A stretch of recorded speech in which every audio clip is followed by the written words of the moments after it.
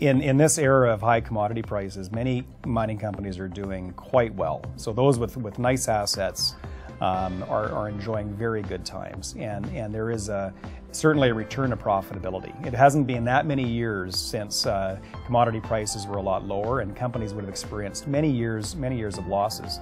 And certainly the nature of mining is a lot of money is spent before there's payback.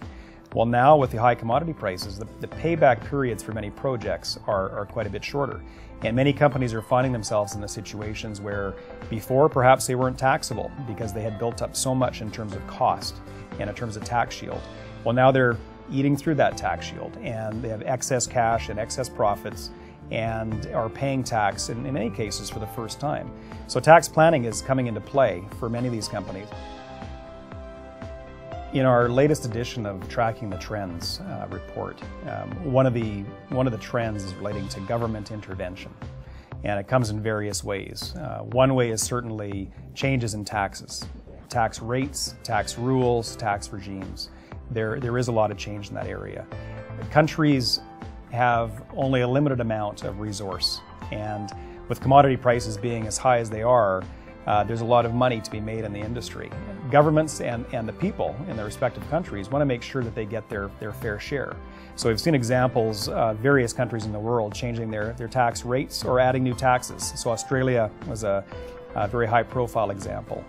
Chile as well, South Africa, Tanzania, the list goes on.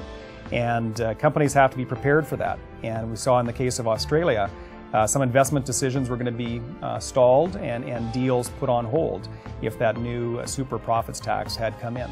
So it can have a very big impact, and companies have to be mindful of it. Companies that are dealing in volatile times where everything is subject to change, commodity prices, governments, rules, regulations, you name it, those that focus on planning for each of those areas, including tax, are going to be that much better prepared when those changes come.